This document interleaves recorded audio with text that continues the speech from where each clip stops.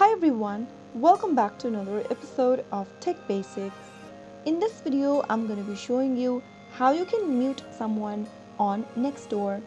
To mute someone on Nextdoor is simple and easy. First of all, open up a web browser.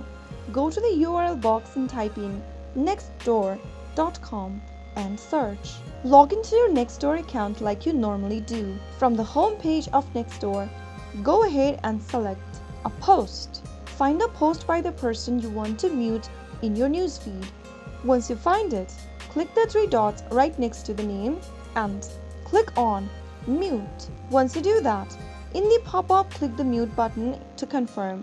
Muting a person will hide all their posts from your view and you will no longer receive notifications about their activity. The person that you've muted will not be notified that you have muted them.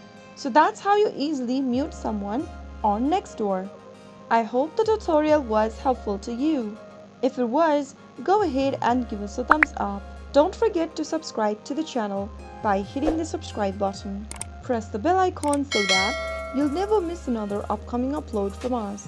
I will be back again in the next video. Thank you for watching.